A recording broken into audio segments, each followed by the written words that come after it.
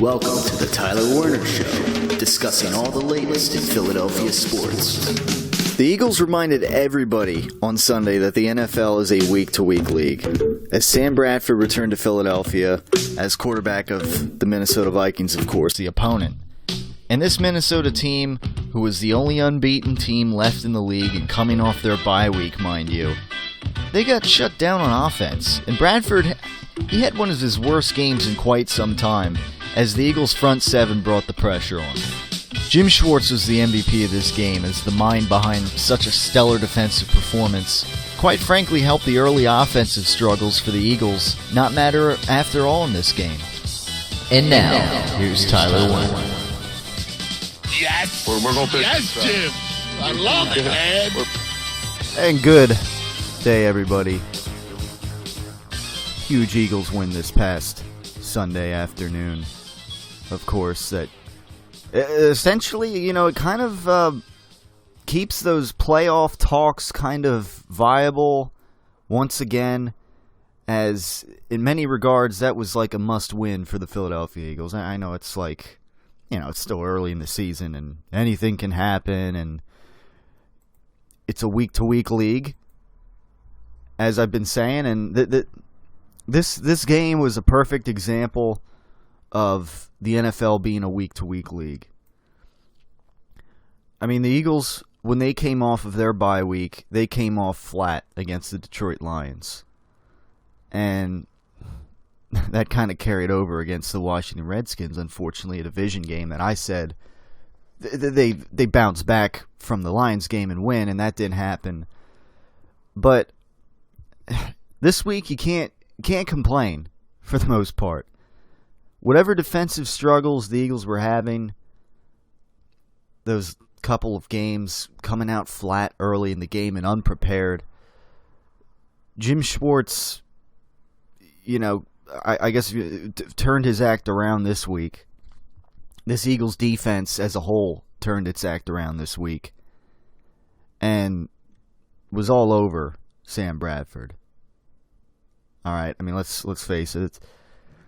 This is probably a game where he wished he was on the Eagles side, but nevertheless, I mean, the Vikings are still 5-1 and are still, you know, unless they're going to pull an Atlanta Falcons of last year and maybe even this year by the way things are shaping up for the Falcons. You know, the Vikings are a playoff team that, you know, will probably win their division unless Green Bay has something to say about that late. I mean, maybe even the Lions. But the story of this game, obviously, it was an ugly game offensively for the Eagles, mostly in the first half. Again, the Eagles' defense just kind of saved the day here, and that was the story. I mean, let's just get it out of the way right away. I mean, Carson Wentz did not play a good game. I mean, he had his worst game of the season thus far. And I mean, like I said last week, I mean, this is like the number one scoring defense in the Minnesota Vikings that was coming in here to Lincoln Financial Field fresh off of a bye, although maybe you could say a little rusty off of the bye, at least on the offensive side of the ball. We knew after the struggles they had against the Redskins, kind of just wondering how they were going to fare against this Vikings defense that's at the top of the league.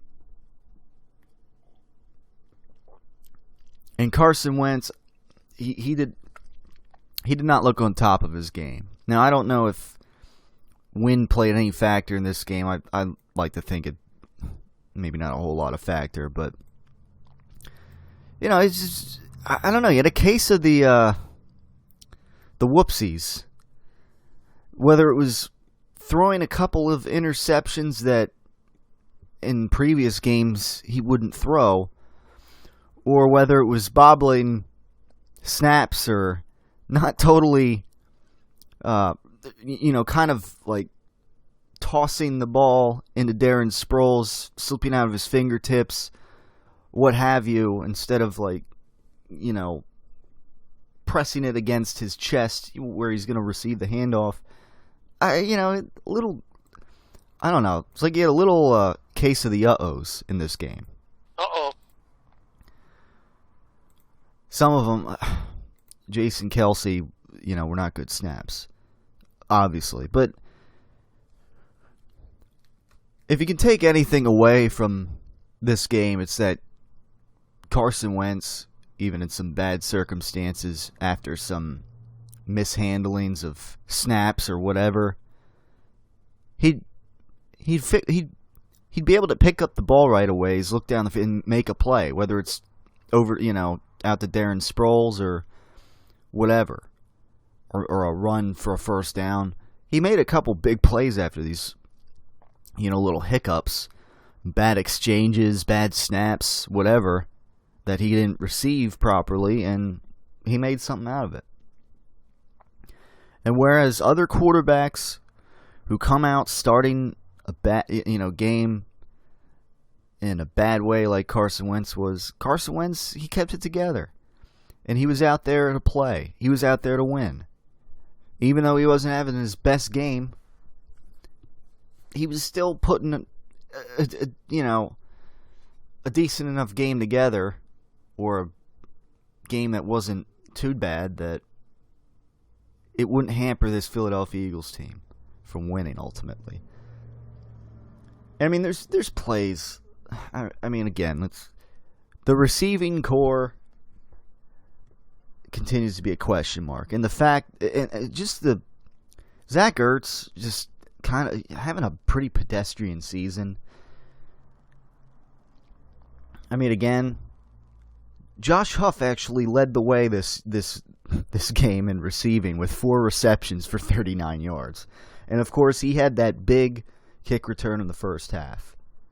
It's about time he has a wow moment in a game. But for the most part, it was on a special teams 98-yard kickoff return, and not necessarily, receiving the ball, but the fact that, all right, he had 4 receptions. Jordan Matthews had 3 for 10 yards. Aguilar, 2 for 10 yards. Green Beckham, he had the touchdown reception, but otherwise it was 2 receptions for 8 yards. Selleck, 1 reception for 7. Ertz, 1 reception for 14. I mean, this is still, like, lackluster receiving here. And I know Carson Wentz was not on top of his game. He was a little inaccurate. But still, it's like, who do you throw the ball to, receiving-wise? So, that just, it was one of these games where the Eagles, they didn't really fall behind or anything, and they kind of just managed the game. They controlled the game. They were able to run the ball, pretty decently with Matthews and Sproles. But the defense, again, they came up big. They came to play, and they locked down the Minnesota Vikings. And when you're firing on all cylinders on defense against, an offense like the Minnesota Vikings, who, let's face it, throughout the season so far, they haven't been put in too many predicaments. They haven't been really in situations where they had to come from behind or anything like that. They haven't been turning the football over. Again, Sam Bradford, on every down, he was throwing greater than 70% as far as completing his passes on first, second, and third down. Greater than 70%. Best in the league. Hadn't thrown an interception up to this point. Well, that changed, didn't it? A Vikings team that wasn't turning the football over. That changed this game. I mean, how many turnovers did they... They had, Bradford, of course, threw his interception early on in that game, where the Eagles, they tightened up. The Vikings got the ball on, like, the 1-yard line of the Eagles after that bad interception. I mean, the Vikings were right there in striking distance, and the Eagles come up big. I mean, that's, the 1 yard line, and then, fumble here, another interception. The second one, I don't know.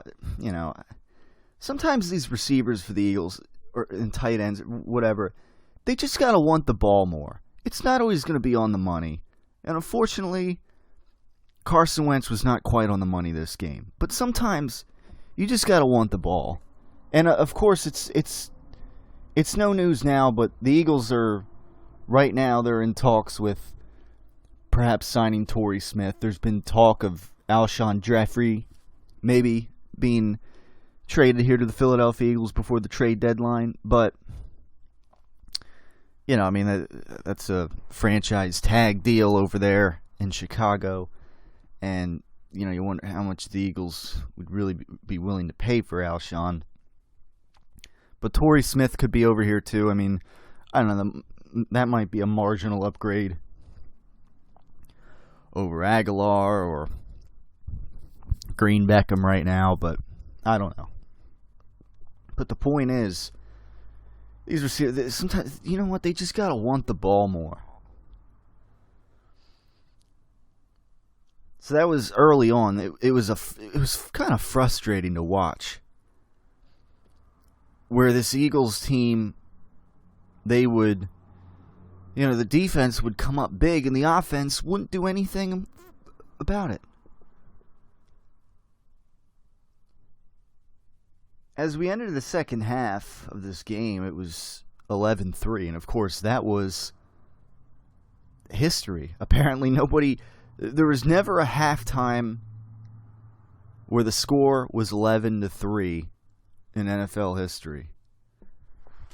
Is that not, that's kind of mind-blowing. I would have thought somewhere along the line in all the games of the NFL, there would have been an 11-3 score somewhere.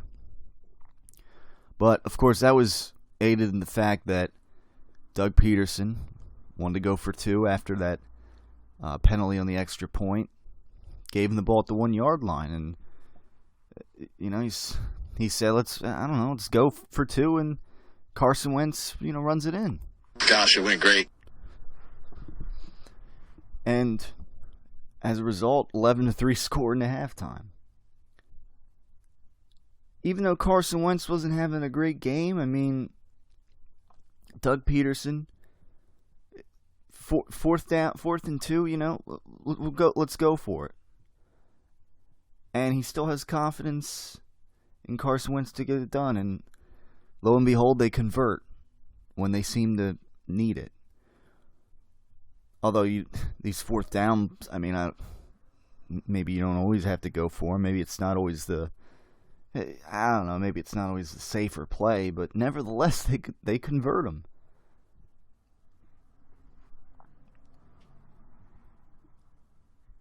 All right. Well, anyhow, it was quite a whirlwind game, that's for sure. And of course, the Eagles had the Cowboys coming up. Now, the Cowboys, of course, are coming off of their bye. The Eagles, of the teams coming off the bye this year, the only ones to lose coming out of their bye week so far, and it's a small sample, relatively, but the only teams to lose coming off of a bye so far have been the Eagles against the Lions and the Vikings this week against the Eagles. Other than that, the other 6 teams that have come off byes have won. So, what this means for the Cowboys, I mean, I don't know. I mean, obviously the Cowboys, they have a bit of advantage here, home field advantage. The Eagles got to go down to Dallas.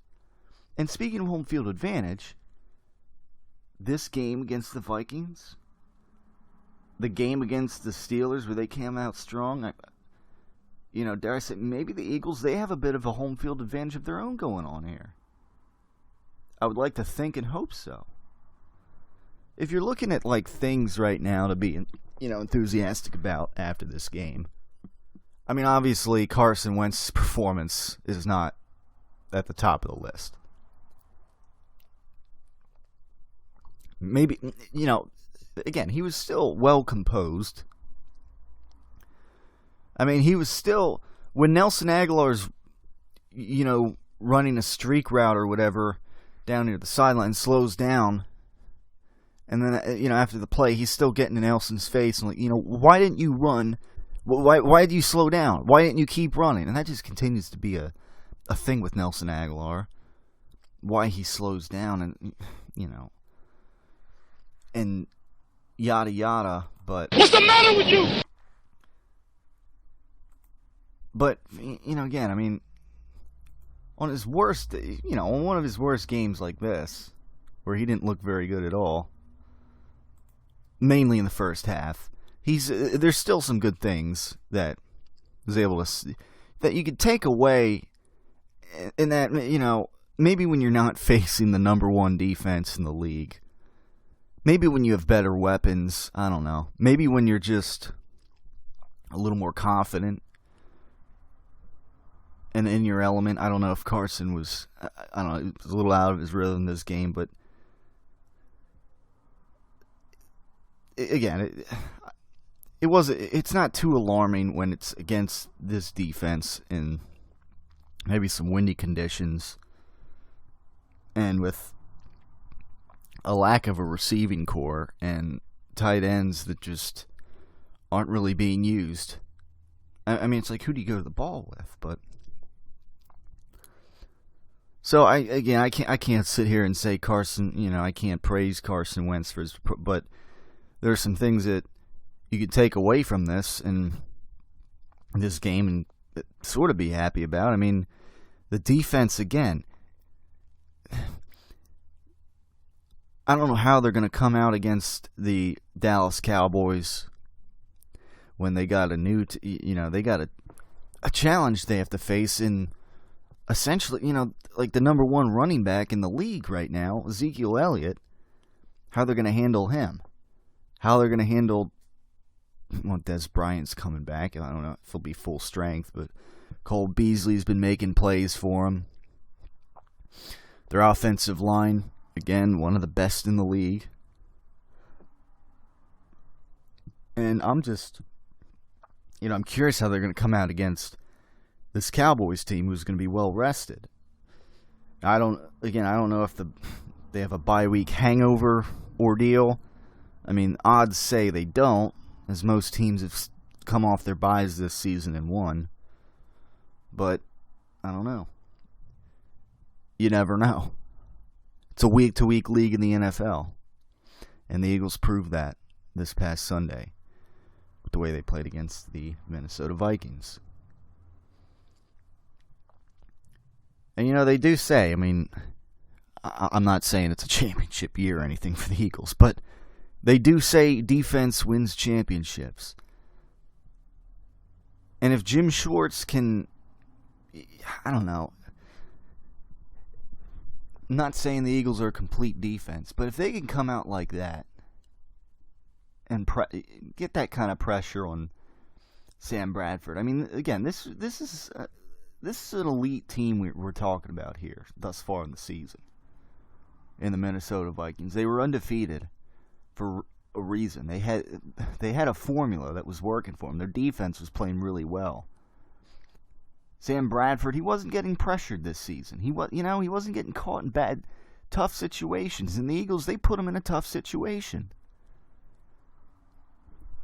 I mean, he got sacked numerous times this game. And by, kind of a variety of everybody on the defense. I mean, Jordan Hicks got in there for a sack. Rodney McLeod had a sack out of the secondary. Nigel Bradham had a sack. Connor Barwin got in there for a sack. Brandon Graham got a sack. And then Stephen Means as well. Six 6 guys got in there for a sack on Sam Bradford. 6 guys. So they did a variety of defensive work here in this game. And when they get that kind of pressure and when they stop the run, I mean, albeit it's not great running backs they were shutting down. It's not Adrian Peterson healthy and on top of his game in his prime maybe, but they did what they had to do here and ultimately shut down the Vikings and won the game convincingly. And credit goes, of course, to Jim Schwartz for that again. Yes. We're gonna pick yes, this, Jim. I love it, man. So we will, again, we roll forward here in the Tyler Werner Show on this edition as we look forward to the Cowboys game coming up this week. I mean, one way or the other, as to how this Eagles team is going to come out. It's going to be another tough one. But this win against the Vikings was very important in the scope of keeping playoff hopes alive. If you're hoping and believing maybe they can make the playoffs this year. I mean, as a wild card, after the way they started the season,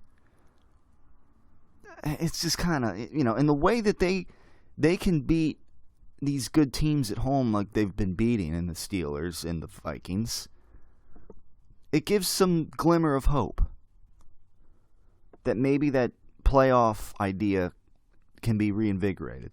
And if they happen to upset the Cowboys this weekend, then suddenly you might have the talks of perhaps winning the division being in play again. But for now, it's, again, for now it's kind of they're back in that playoff mix where winning getting a wild card spot is realistic. We'll be right back. We'll come off on the other side and we'll talk some more Eagles football. Maybe a little Flyers action. Of course, as hockey season's in full swing with them once again, and some Sixers now who've just started up their season. For those who are maybe looking forward to less than 25 wins again this season. But nevertheless, we got a lot to talk about right here in the Tyler Werner Show. Of course, we'll go around the NFL as we always do with top 5 thoughts on other games that occurred. So with that in mind, we'll be right back after this on the Tyler Werner Show. Hi there, I'm Hank Hill. Well, I'd like to tell you what Strickland can do to meet your energy needs. You see, at Strickland, the customer comes first. It's kind of interesting. The word customer begins with C-U. Well, we don't see you as just another sale, but as a member of our team. I thought you might enjoy 7.5 gallons of pure premium propane. Strickland Propane, the customer comes first. Number 1 box office attraction, number 1 WWE superstar, multi-time WWE champion, Brock Lesnar. Time to revamp your office space, eh? Looking for an interior decorator? Look no further than Brock Lesnar. Now that's the way a real man uses a sledgehammer. Out with the old, in with the new. Give Brock Lesnar and Paul Heyman a call. Mr. Lesnar, you are the future of interior decorator. I think we're done. The champion of game day catering is the official meatball of the Tyler Werner Show, Brady and Belichick's slow-cooked Italian meatballs. We prepare our balls over time, and that's the essence of the preparation. On top of that, another trademark of Brady and Belichick's slow-cooked Italian meatballs is Brady's signature rubbing process. When I pick balls out, to me, they're perfect. I don't want anyone touching the balls after that. I don't want anyone rubbing them. To me, those balls are perfect. What is a concern is the texture of the balls, and again, that's the point that Tom hit on hard. The champion of all game day catering dishes is Brady and Belichick's slow-cooked Italian meatballs, the official meatball of the Tyler Werner Show.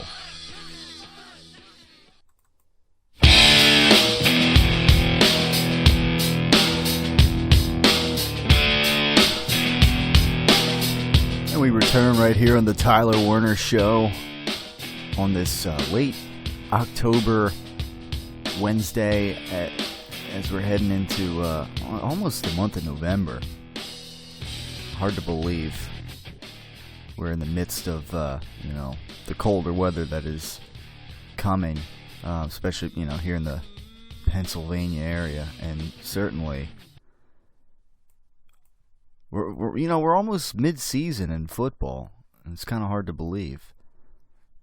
So coming in a little bit of crunch time here, and of course we got the Flyers back in the swing, and the Sixers, ladies and gentlemen, who have just wrapped up their first game of the season, and they made it interesting tonight, losing to the Oklahoma City Thunder 103-97.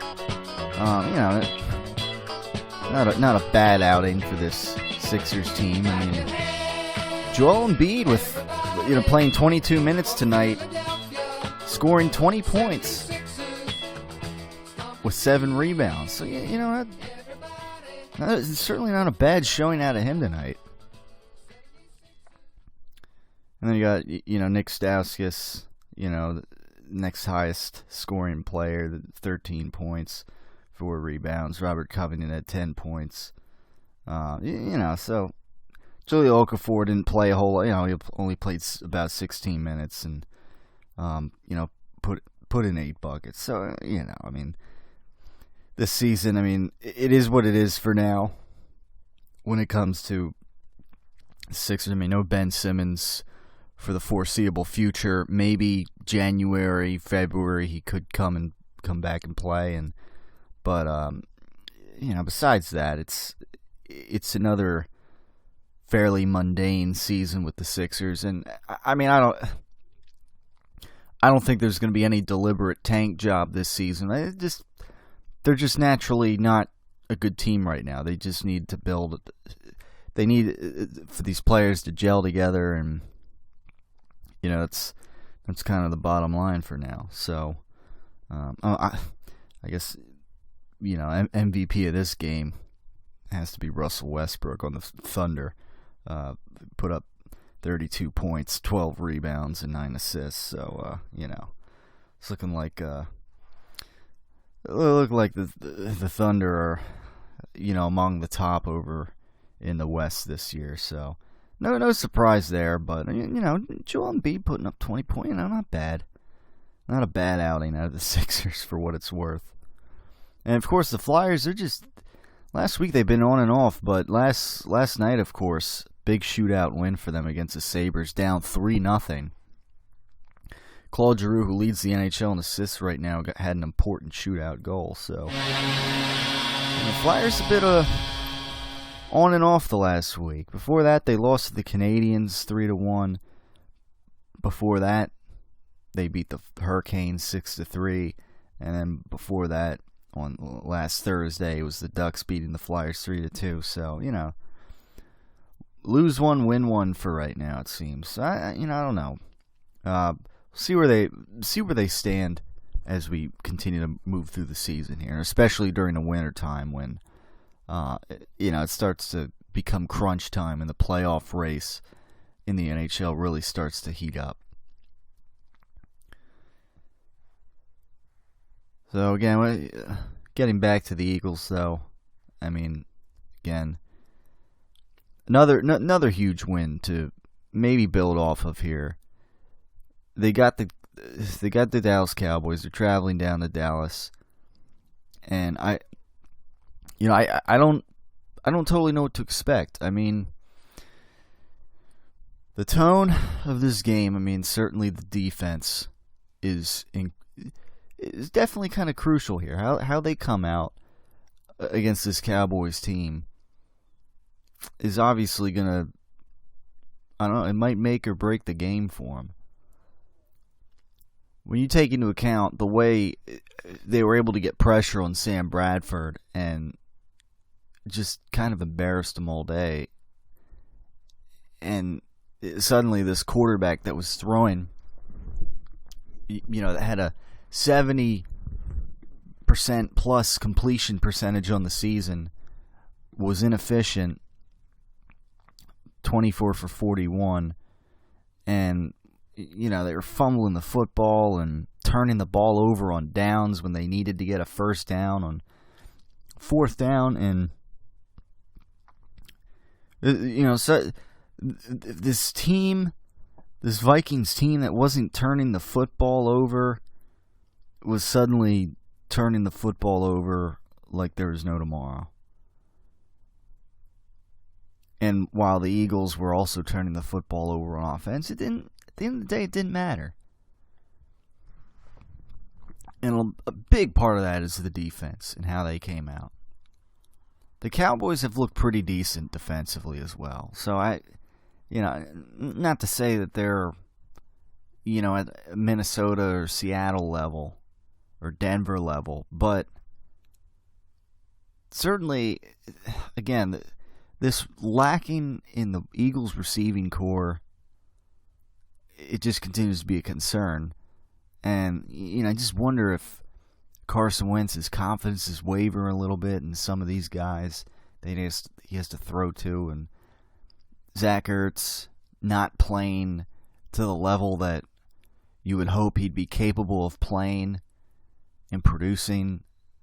So, really, I'm not entirely sure what to expect with this game against the Cowboys.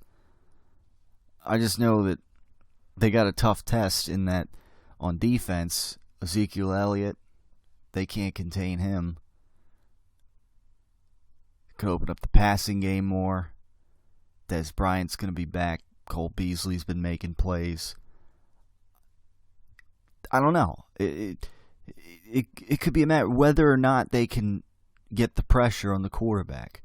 They did that this week against the Minnesota Vikings. And really, if you get to the quarterback early in the game like that, look what happens. It was kind of like the other week ago against the Redskins, when within the first couple plays of the game, Carson Wentz is already getting sacked 2 times. You get to the quarterback early in the game like that, and suddenly, especially with a guy like Sam Bradford, perhaps, suddenly they get into this mode where they're sailing balls, and it affects them in a negative manner, and they can get skittish right away. So if this Eagles team is able to do that, bring the pressure early,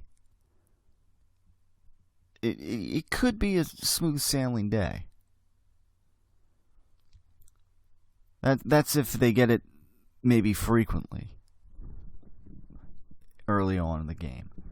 I don't know. It certainly helps that. Certainly kind of helps deficiencies maybe at cornerback as well. When you're able to get they were just, the Vikings were just abysmal in the passing game. Kind of to my surprise. It sets the tone, and it has a way of getting in a quarterback's head. And I don't know if anybody, any other teams have really been able to do that yet this season when defending against Dak Prescott and the Cowboys. Now, I don't know. Ezekiel Elliott, regardless, he may have his production. Whether or not it translates into touchdowns, I don't know, though. Whether or not Dak Prescott, march the team down the field in third and long situations, convert. Again, that it might depend heavily on whether or not the Eagles get pressure. Conversely, the Eagles' offensive line, with the exception of some bad snaps maybe and some penalties here and there, I mean, they weren't too bad. I mean, Vaitai wasn't too bad this game. I mean, in general, the offensive line was not too bad against a Minnesota Vikings defense that, you know, is supposed to be a scary defense. Carson Wentz just came out skittish, I guess. And you know, I don't know. I don't know if they did something in the secondary to throw him off a little bit, or it was just a little inaccurate, out of sorts. I don't know. But perhaps he comes out a little more sharp this game. Remains to be seen.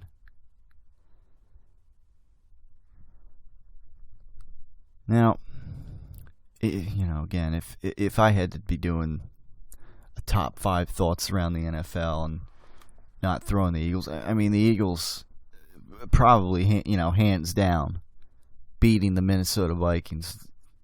You know, that it's one of these things, kind of like a few weeks ago when they beat the Steelers. That's a number one thought around the NFL right there. That you beat the, you know, when they beat the, and it's kind of the same thing here against the Vikings, but it doesn't include them. Because we talk about all thoughts with the Eagles, for the most part, dominating the show right now on the Tyler Werner Show. But nevertheless, as we always do on the Tyler Werner Show during football season, we'll go around the NFL and do top 5 thoughts, Week 7 edition around the NFL.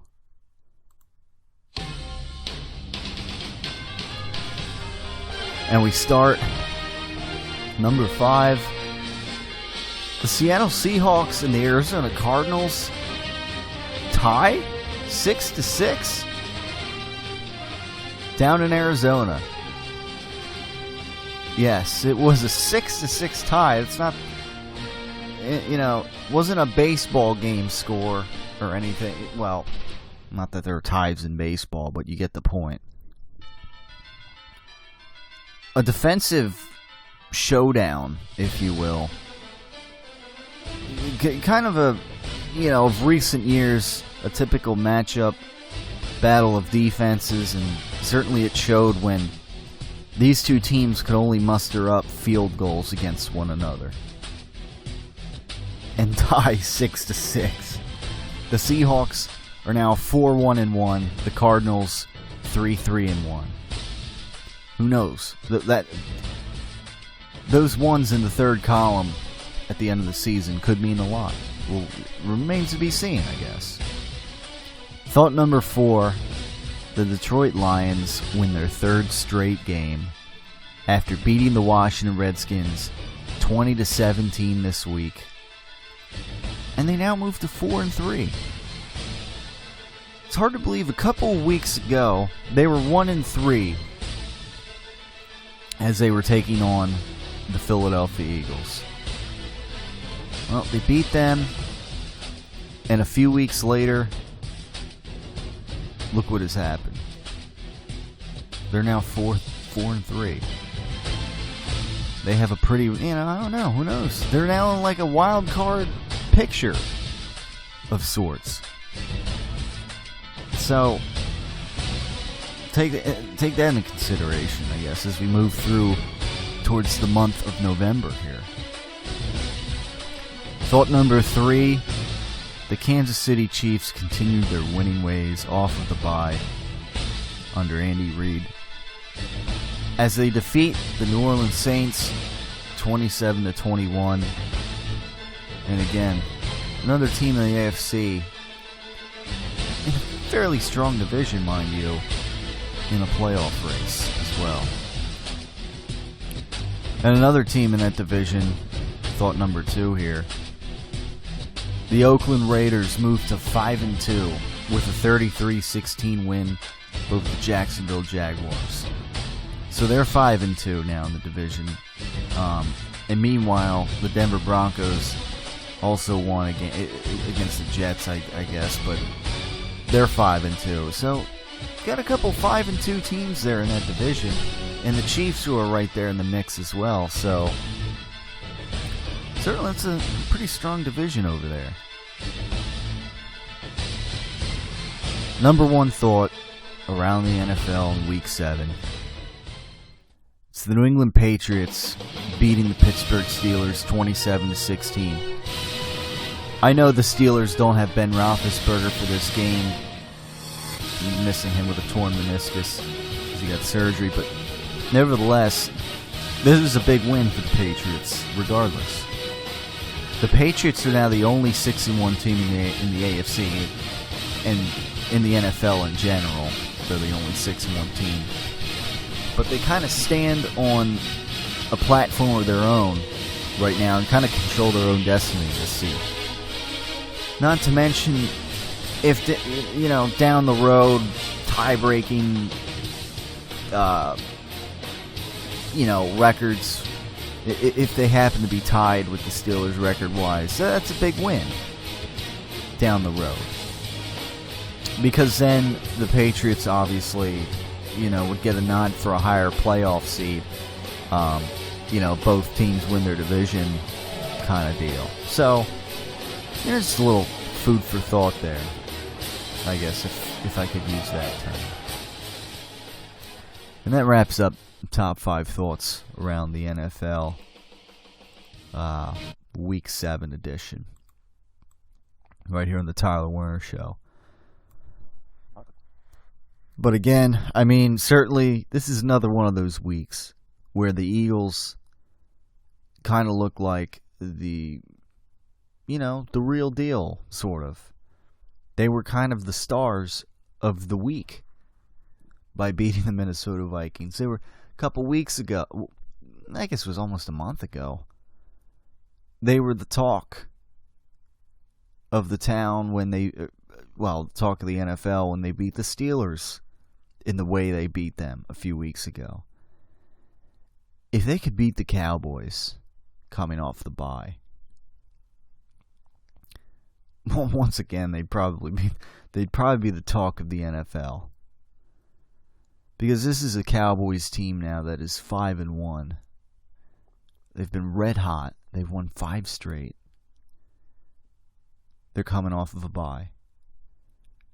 Now, I'd be hard pressed to say that the Eagles win this game. I'm not feeling it. Again, the couple of games, couple of hiccups, if you want to call them hiccups, that we've seen against the Redskins and against the Lions. But I just can't trust the Eagles enough right now that they're, after beating the Vikings like that, they're going to beat the Cowboys. But then again, I'm a little torn. I'm a little torn how the Vikings were playing that well, 5 games. They go into their bye week. They come off the bye week, and they lose. They look rusty. I don't know. They just weren't the same. Bradford was getting buried by the Eagles' defense. And I'm just curious as to whether or not after the Cowboys have won 5 straight now. The Cowboys like that good that they're going to win another, a 6th straight game, and I don't know. I don't know what to. There's a bit of a funny feeling here with this game again, kind of like there may have been with the Vikings, but I just look on paper and Ezekiel Elliott this game, and you factor in the return of Des Bryant. I just don't know. And then the Cowboys' defense is decent, it seems, and I don't know. It's a tough situation here for the Eagles. And on paper, I don't see an Eagles win here.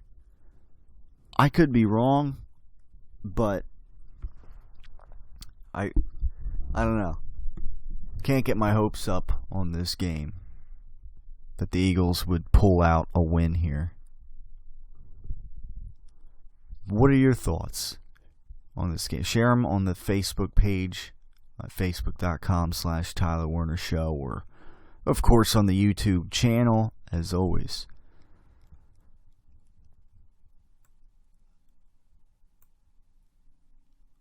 I guess we're going to wrap things up here in the Tyler Werner Show. That's pretty much what we got for today. I mean, again, it's another division game here for the Philadelphia Eagles, and hopefully they can come out better prepared than how they came out against the Redskins. Certainly, division game where each game, means that much more, especially when here the Cowboys are 5-1. The Eagles are 4-2. The Giants have won 3 straight games now, and I believe are now 4-3, if I'm not mistaken. Or I don't know if they had their bye. I believe they're 4-3, and the Redskins are also 4-3 after. So the Eagles, everybody over 500 in this NFC East that many people thought would be a weak division, and in recent years has at times been fairly weak. Not this year, that's for sure. Winning the most division in the NFL right now. As a matter of fact, I think the division, the record of everybody in the division is 17-9. So 4-4-4. And then 5 with the Dallas Cowboys as far, and then 9 losses. It's 1 for the as I'm doing a little math here in the middle of the show. So the Giants are 4-3. That is correct. So everybody kind of in the mix there in this division. The Eagles, I could see a wild card team perhaps being the Eagles, but nevertheless, I mean, I would think one will probably come from this division, perhaps. I was thinking the NFC North. I mean, then again, the Packers are a little questionable this season, at least thus far. I mean, they beat the Bears this week. So I don't know. Guess it remains to be seen. But we'll continue to discuss all that right here on the Tyler Werner Show. As always. So, thanks for tuning in as always, and we'll talk to you next time on the Tyler Werner Show. Thanks for tuning in.